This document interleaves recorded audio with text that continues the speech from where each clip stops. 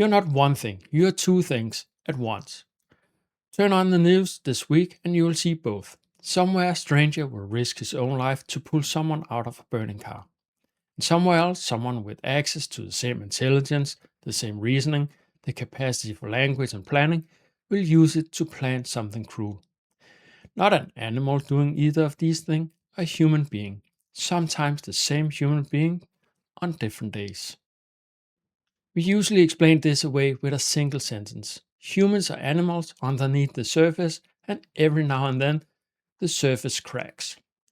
It's a comfortable idea because it puts the cruelty somewhere else, in some deeper, older, less us part of us. But it doesn't actually hold up. If we were just animals with better tools, we should expect our worst behavior to look roughly like an animal worst behavior, just faster. Human cruelty at its most extreme is stranger, more deliberate, and more devastating than anything animals has ever done. And human kindness, the kind that costs something, the kind a person chooses when no one forces them to, that is not really animal behavior either. So maybe the honest answer isn't that we are animals with a thin coat of civilization on top. Maybe it's that we are standing somewhere in between two things, no longer fully one, not yet fully the other, and both are still fully active in us, right now at the same time. Sometimes life forces you to ask the big questions. This channel explores a world picture where these answers actually hold together. This is the fourth video in a short course walking through the world picture from the ground up. Today's question is the one that sits underneath almost everything else. If we are the most intelligent beings this planet has ever produced, why haven't we grown out of our worst instincts? Why does intelligence keep failing to make us kind? The answer isn't that intelligence has failed. Intelligence is doing exactly what it was built to do. It just isn't the whole job. It can plan, calculate, and solve, but it has no built-in sense of right and wrong. On its own, it's a tool without a moral compass. Something else has to supply that. And whether that something is developed yet in each of us is a different question entirely. The easy answer is that we are just animals who learn to talk. That's not quite it. But it's worth taking the answer seriously first, because it's not stupid. Look at what we actually do to each other. We have turned killing into an industry. We have built weapons that can end a city in a fraction of a second. We have fought wars over land, over resources, over ideas, and dressed the killing up in flags and species so it feels righteous instead of savage. If you want to prove that humans are just animals with better weapons, our current world situation alone would give you more evidence that you could ever need. And it's not only the big historical version, it's personal too. Think about the last time you were genuinely angry, not irritated, but actually angry, and notice the impulse underneath it. The urge to fight back, to win, to make the other person feel smaller than you feel. The impulse doesn't come from a philosophy seminar. It's old, it's fast, it doesn't ask permission from the rest of you before it shows up. So the animal explanation has real weight behind it. And here's where it breaks though. If we are simply animals who hadn't quite caught up yet, behind them, still catching up to their level of savage, you expect our worst behavior to resemble theirs, the animals, just with better tools. But that's not the shape of it. Animals kill for food, for territory, for mating rights, and then they stop. There's no animal species that plans the extermination of another animal species for an idea. There's no animal species that tortures for the sake of it or builds systems specifically designed to maximize suffering with the least effort. That capacity is uniquely ours. This means the honest picture isn't we are animals still catching up their level. It's closer to the opposite. Whatever the killing instinct is, we haven't outgrown it. We have taken it further than the animals ever could, precisely because we are smarter. We have intelligence, not despite of it. Intelligence didn't dilute the old instinct, it scaled it, at least in the first place. And that's the real question underneath all of this. Not Why are we still a bit animal? Which sounds manageable, almost quaint, but why does the same intelligence that's capable of medicine, of art, of putting a probe on a comet, keeping recruited into making cruelty more efficient instead of making it disappear? That's the question the rest of this video will actually answer. Act 3. A Danish thinker who spent decades mapping this called it the killing principles, and he also introduced what he calls the life principles. His name was Martinus, and the framework he described didn't come from a laboratory or a philosophy department. He described it as something he was shown directly with intuition, and it started with a single transformative experience in 1921, and then he spent the rest of his life mapping out all the details so we could actually read them and check it. So take that as an invitation to test it against your own experience, not as a claim you have to accept on authority. On Martinus' account, every living being, plant, animal, human, passes through a sequence of development stages he called kingdoms. This is not places, it's stages of consciousness. A plant kingdom where the whole existence runs on instinct and a very limited or small awareness of what is going on in the physical world. An animal kingdom dominated by the killing instinct, a raw drive to survive, to protect territory, to secure its food, to reproduce, with almost no capacity to consider another being's experience at all. Then a real human kingdom where the new ability starts to activate, where we will have further developed intelligence and feelings and will open up to what Martinus called intuition. And right now we are developing from pure animals into real human beings. So right now we have an advanced intelligence, that is the capacity to reason, plan, calculate, weight cause and effect. But beyond that, on his account, a future stage will be the real human kingdom. And here a different ability has developed. It is not just intelligence, but also advanced feelings. And they have matured enough to balance themselves so it becomes intelligence with a moral compass, and it becomes moral or thoughts about the world, feelings about the world that's are logical. And he says that opens up for what he calls intuition, and intuition is an ability to see facts. It's an automatic analytical ability, you can say. And that's the ability Martinus got on a permanent basis, so he could essentially ask questions and the answers would pop up. And that's not just, mostly it wasn't about questions about day-to-day things, but eternal principles that enabled him to actually describe the eternal world picture. And there's only one of them, and it has always been there and will always be there. So Martinus is describing eternal principles for us. That is actually what he calls the absolute truth. But that's a thing for a different video. So let's answer the question from the earlier in the video. So right now, according to this framework, humanity is standing inside the end of the animal kingdom, where we are transitioning from being pure animals to real human beings. We have activated our intelligence. It's sort of online, it's powerful, and it's available for absolute anything we point it at. But the animal kingdom's oldest problem, the killing principle, I should say it was really good for us when we were pure animals, but now we are sort of partly animals and partly real human beings. So this self-preservation expressing itself as domination, as eliminating whatever looks like a threat, hasn't switched off just because intelligence switched on. It's still running. The only thing that's changed is what it now has access to. That's the whole answer, actually, stated plainly. Intelligence didn't replace the killing principle. You can say it got hired by it. It got used by the killing principle. A chimpanzee defending territory can only do what its body and its immediate environment allow. A human being defending territory has language, technology, strategy, and centuries of accumulated knowledge.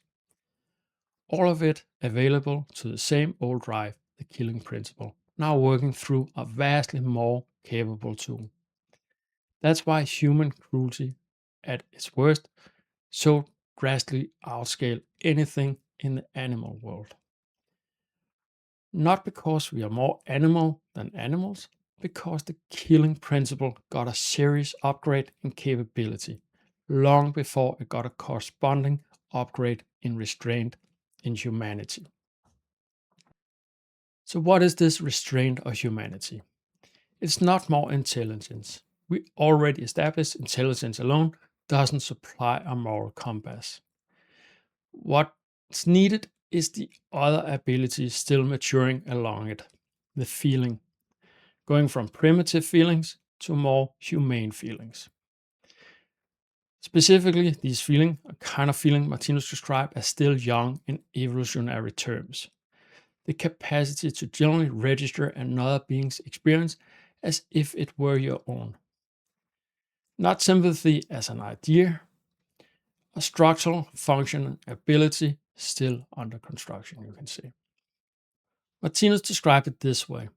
A new force distinct from the old preservation drive starts to make itself felt, and interest grows alongside the old drive in another being's right to exist. But that new force, he was clear, is still weak and elementary compared to the instinct or the self preservation it's growing up next to. Not yet strong enough to consistently win over this old self preservation instinct. It's a young force sharing one mind with a much older, louder one, a more automatic one, a more well developed one. So, this idea that we are animals with some civilization on top of that. So, Martinus states that we have two contradictory natures fighting in us. And he actually calls them the good one and the evil one. And they are locked in some permanent standoff. Sometimes one wins and sometimes the other one wins. So we are carrying two abilities of very unequal ages. The killing principle has had the entire animal kingdom to develop, millions of years of practice. Feeling in the form that can actually restrain intelligence and give it a direction is comparatively brand new. Of course, it loses more often than it should, at least for now. Not because something is wrong with us individually, because it's earlier in its development across the species and us as individuals. And Martinus was direct that this part isn't left to chance or to intelligence, goodwill, or to humanity collectively deciding to be nicer. The killing principle generates its own correction. Every harm done eventually returns as lived suffering. And lived suffering is exactly what deposits feeling with a real function sense of what harm actually caused. That's not automatic in the sense of effortless. On this account, it can take lifetimes. But it's automatic in the sense that it doesn't wait for our permission. Real human beings isn't a destination you have to choose to reach. It's where the process is already taking you, whether you want it or not. None of this, though, is a hierarchy you get to stand outside of. It's tempting, once you have heard of this framework, to start sorting people with it. To look at someone who lost their temper or said something cruel, or scroll past someone else's suffering without a second thought and think, still mostly animal kingdom, that one person. And to look at someone calm, patient, and generous and think, further along, more evolved, closer to human being. That's a natural move to make. It's also a misuse of the whole idea in some sense. On Martinus' account, the difference between the most primitive person you can imagine and the most developed one isn't a difference in kind. It's a difference in degree, a matter of how far along the same arc someone happens to be, not a separate category they belong to. Both are running the same two systems, an old instinct still doing its old job, and a younger capacity for feeling still gaining strength against it.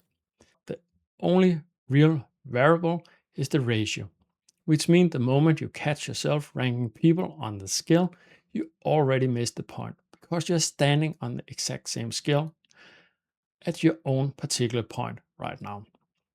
That includes the day you'd rather not think about, the moments you snapped at someone who didn't deserve it, the time you noticed someone struggling and didn't help because helping what was inconvenient. The grudge you're still holding, that you know is you're honest, that has outlived any reasonable purpose. It's easy to read those moments as evidence that something is wrong with you, specifically a personal failure, a character flaw, proof you're not as good as a person as you like to be. But it's a good thing in some ways because you have a new ideal, but you might not have the ability to actually live your ideal yet. But having the ideal is the first step. But in this framework, you should not consider yourself not being a good person. That's the wrong diagnosis. Those moments aren't malfunctions. They're the killing principle doing exactly what it still does at this stage of anyone's development in anyone's body, including yours. The failure isn't personal, it's structural, it's part of you. That doesn't mean there's nothing to do. Sit back and wait for the process to finish on its own. Martinus was equally direct about this. There's no shortcut around the actual work. No beliefs you can adopt, no ritual you can perform, no forgiveness you can receive that skips the underlying development itself. You have to go through it yourself.